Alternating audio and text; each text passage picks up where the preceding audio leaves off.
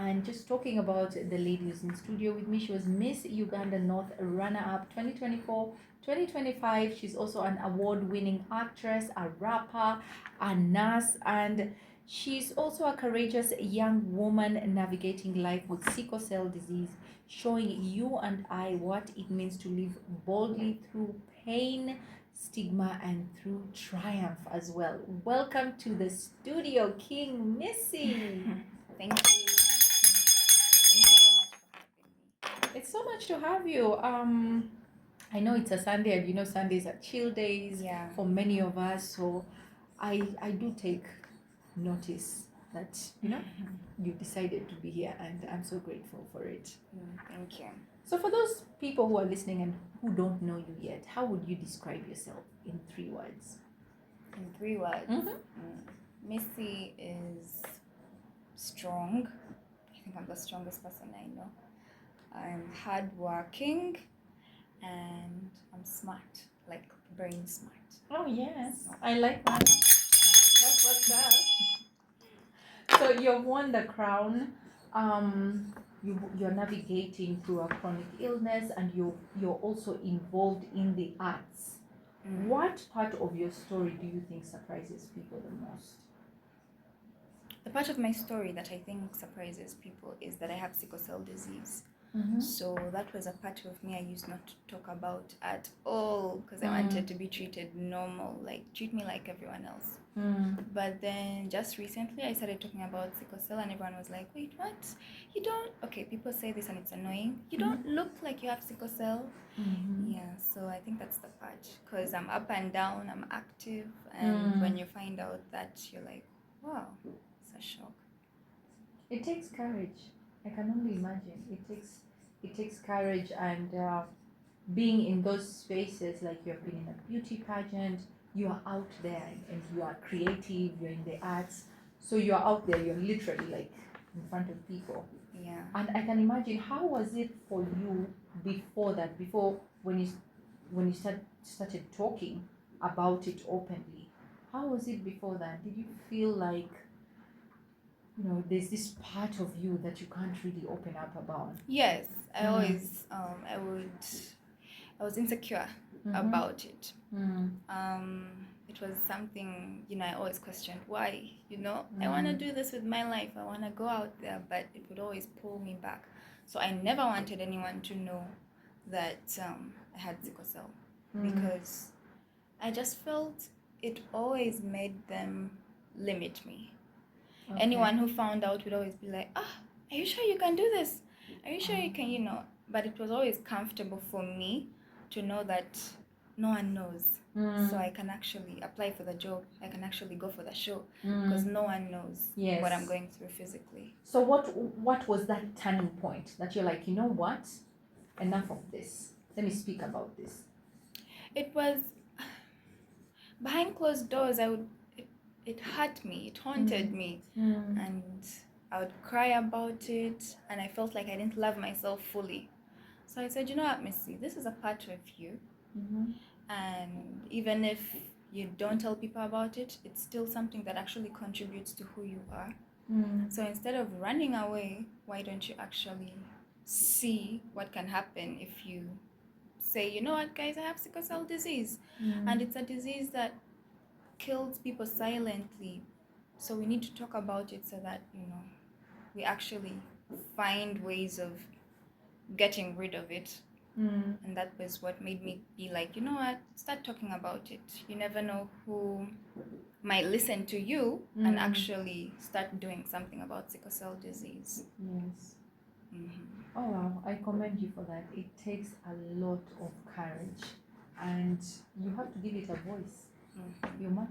Yes. And here you are giving it a voice. So kudos to you. And keep it locked right here. Now, King Missy, there are a lot of people that don't really understand sickle cell disease. What is something that you wish they understood? There are so many things, but if I could pick one, it's that, yes, we have sickle cell disease, but that doesn't mean we can't live normal lives.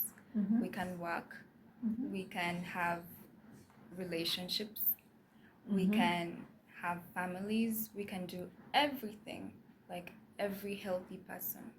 But when people hear you have sickle cell disease, that's it. According to them, you now can't do anything. You can't work, you can't date, you can't, So that's one thing I want people to stop and get out of their mind, is that we can do everything. One of the ways it has affected me is I've lost 7 jobs only because I have sickle cell disease. And it wasn't that I physically couldn't do the jobs. No, I physically could. But the moment they see or find out that, Missy has sickle cell disease, now they're like, oh my God, we don't want anything happening in the workplace. We don't want, one of my employers literally saw my TikToks and was like, so because of the TikToks, he was immediately blown off and was like, what? You have sickle cell? And kicked me out of the job just like that. I never fell sick once in their presence. I never showed up late because of sickness. I did everything as, they wanted. And because of a TikTok of me talking about sickle cell disease, they were like, okay, you know what? We have to let you go. So that's one thing I wish people could stop doing. It's just a disease. We didn't choose it, but it's here. We learn to live with it and we move on. How has living with sickle cell changed or shaped the way you view life and relationships and career? How has it shaped it for you? When I was much younger, I didn't see those things as, because I was just a kid. My parents were taking care of everything. But now that I'm older and I'm now in the real world, I'm out there, sickle cell has done too much. It has messed up with dates. You fall sick on a date. I've fallen sick on a date before. And just know that just falling sick on the date, there are many men who have a problem with dating someone they feel is going to be a liability. So just because of sickle cell, someone really tells you to your face that, you know what, I don't think this will work because I can't handle the pressure. So it messes with your relationships. It messes with things like school. I just graduated this Friday. But if you see how I almost didn't even study nursing, the school would pressure me. I joined nursing school when I was walking on crutches. And immediately they were like, why don't we send you to pharmacy instead of nursing? Because nursing is so physical. You're going to be up and down. I said, I knew there was pharmacy. I came for nursing. So it almost made me not finish nursing. It messes with every single part of your life. But you learn to live with it.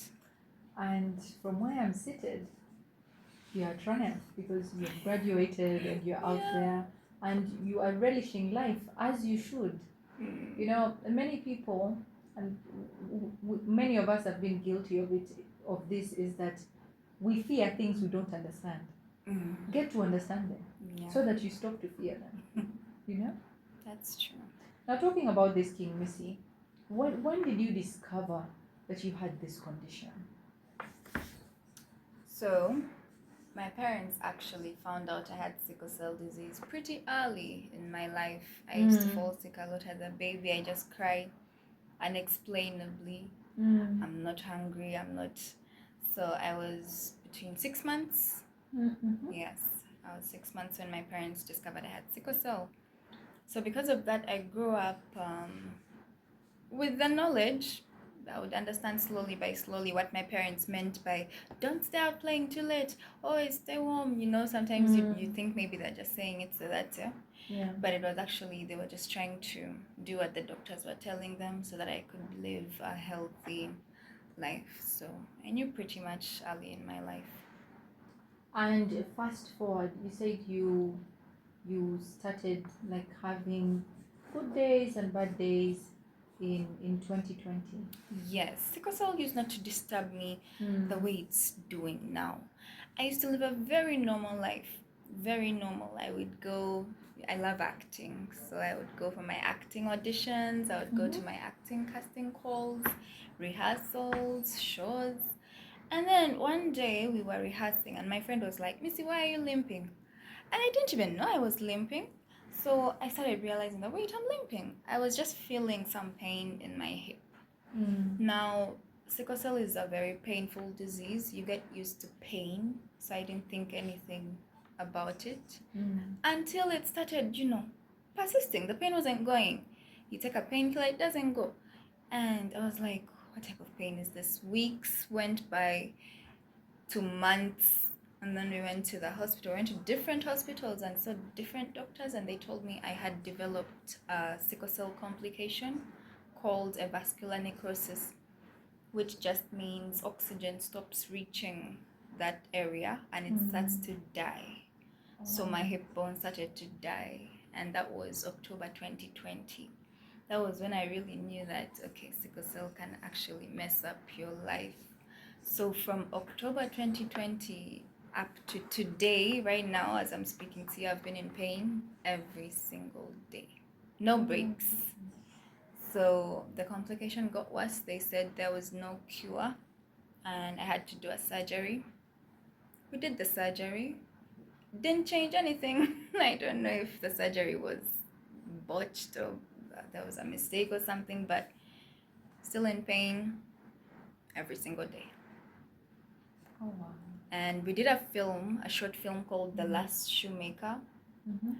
Everyone who watches that film doesn't know that I was in pain throughout the whole filming, but I worked with people who understood. Like, we had scenes where we would walk in public, but they would carry a chair for me. So when we are done shooting, I sit. It started messing with a lot. But yeah, so moving on. Oh, wow. Wow. I'm speechless. You have so much courage, and just sitting here across from you, you're so full of life and you have so much courage, and it's so good to see. I really highly commend you, and I am in awe just sitting here, and it's very courageous for you to come out and to speak about this. I know it takes a lot. This is your life, this is your experience. You lived this experience, so this is not lost on me or the listeners who are listening. What's your thing you like to do when you get out? When I get out, Yeah, like when you get out. I like trying new foods. New foods, eh? You have food you like trying. I like trying new things. I don't like to eat the same thing when I go out. I always ask, what's the nicest thing like I need to try out. I love music and I love watching films in cinema. That's what I was going to ask you. Do you like movies at the cinema? Eh? Yes. Oh, I need to call you. We go. I like it too. You go to the cinema? I go alone. It's so cool. I like going to the cinema. Okay. Yeah, things like that. I don't like crowded places like clubs where you have to. Oh no, I don't have that energy. Even me, I don't have energy for that. The first time I was in a club was last year. I never went back. That's what I like. Yes. Lunch, eat food that I've not eaten or been dying to eat. Yes. Go for a movie. Or picnic. Those are the things I I like. don't like things that's Like too many people what stress. I don't like. And it's what people are into these days. So after grad, my friends are like, let's go to the club and dance. Oh, the energy was not there. Like that's not my And I kind like of- being home early. By the 9 p.m. I feel bad. What inspired you to enter the world of pageantry? Pageantry. Yes. It all actually comes back to sickle cell. Remember when I said people say you don't look like you have sickle cell?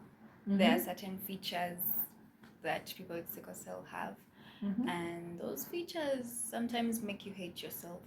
They make you feel you're not pretty. They make you feel like you compare yourself to other people and they look beautiful and they look nice. And then you see yourself and you're like, manang. So I wanted a confidence booster. I wanted to stop feeling bad about myself. Yes. Because I'm beautiful. Yes, you are. I wanted to explore and see the best way I could start loving myself. And I found out about pageantry. Pageants make you feel good. Pageants, yes, it's a competition, but you learn a lot about yourself that you didn't know. So I said, let me go for Miss Uganda. Yes. So I went for Miss Uganda. I went for regionals. I traveled from Kampala to Lira.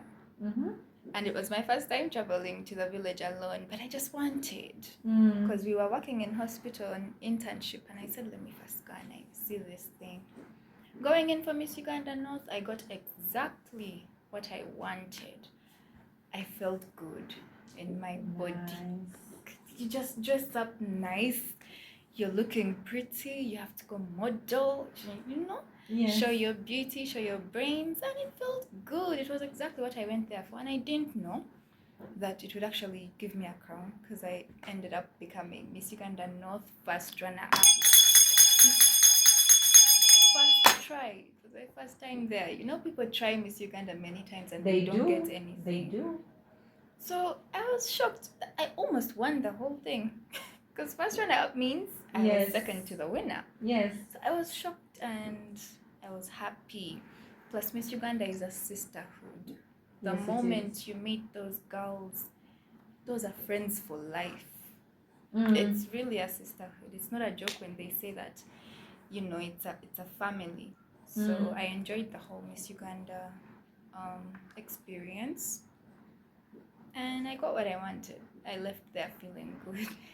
That's a really good thing. Yeah. And you're saying you were surprised that you took the crown for Miss Uganda North runner-up 2024-2025. But sitting across from you here, I'm not surprised at all. You're very confident. You have resolve. No, I'm not at all surprised by that. But talking about that crown, what did that crown help you to, to front the causes very close to your heart, like your condition? How was that a platform for you to do that? Okay, my cause was sickle cell awareness. Okay. Everywhere I go, sickle cell awareness. So before having that title, it was hard to walk into rooms and be like, I want to talk about sickle cell. Very hard. But when you have that sash, there's a way, people want to know, who is this one with a sash? So it gives you the confidence to walk into rooms. I organized a drive. We went and did donations with my friend called Pasha, who just passed on last week, also from sickle cell disease.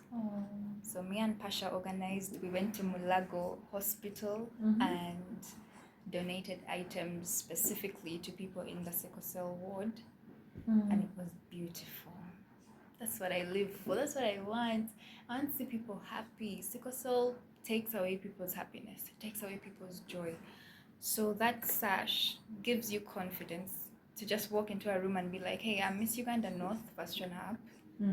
I want to talk about sickle cell. I want to meet the patients. It makes it all easy. So that's what I did. And even after my year, I still continue to do sickle cell awareness. I volunteer for Rare Mark Foundation. We do free sickle cell screenings in the community. We have been to, NBS offices. We have been to so many offices doing sickle cell screenings. And it's so cool seeing someone finding out for the first time that, wait, I'm a sickle cell carrier. So it helped me become, the voice I wanted to be for sickle cell awareness. Wow, that is, again, I'm speechless. That is so admirable to see you in that situation, but with such a huge heart to be able to wanting to give to others. Now, being an actress, King Missy, let's talk about your creative side. You're an artist, you're a singer. How does your creativity help you express what you go through?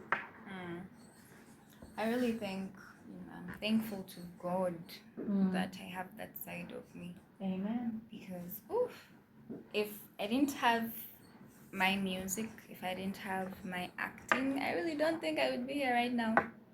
I went through a bit of a depressive time when I was in high school, and was suicidal.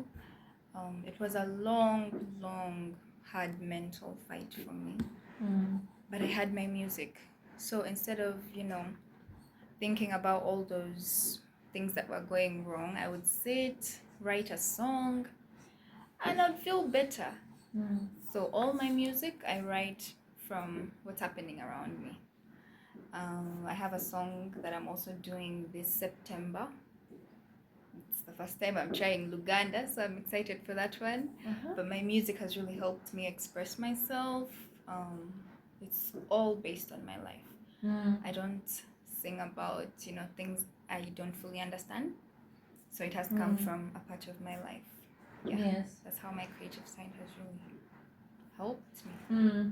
Would you say music and art is healing for you in ways that medicine isn't?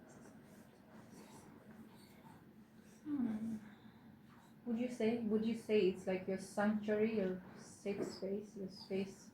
I would say medicine helps me physically, and music helps my soul. Music and art helps my mind and my soul.